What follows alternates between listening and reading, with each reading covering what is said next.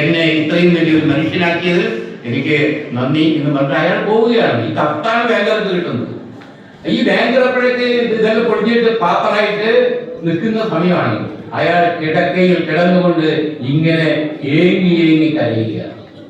പുസ്തകത്തിന്റെ മാഹാത്മ്യം പറയാൻ ഒരൊറ്റ ഒരു കഥ മതി, ചെപ്പോവിന്റെ ഈ കഥ അല്ലേ?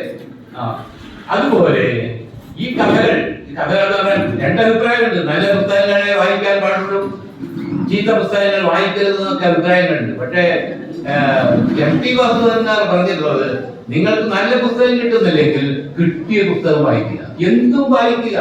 നിങ്ങൾക്ക് ഒന്നും കിട്ടുന്നില്ല, റെയിൽവേ ടൈം ടേബിളാണ്, ട്രെയിനിന്റെ സമയം രേഖപ്പെടുത്തിക്കുന്ന ടൈം ടേബിളാണ് കിട്ടിയെങ്കിൽ അത് നിങ്ങൾക്ക് നോക്കാം, അതിലും നിങ്ങൾക്ക് അറിയാത്ത ചില കാര്യങ്ങളുണ്ട് അയാൾ പറയാം. അപ്പൊ ഇതിനെ കുറിച്ച് വലിയ വായനയെ കുറിച്ചുമുണ്ട്. രാമവരം നേരത്തെ പറഞ്ഞു വായനയെ കുറിച്ച്. വായന മുമ്പ് ഏകപക്ഷീയമായ വായനയായിരുന്നു, ഇന്ന് ഏകപക്ഷീയമായ വായനയല്ല. ഒരു കഥയിൽ നിന്ന് ആളുകൾ പലതും വായിക്കുന്നു, പല രീതിയിൽ.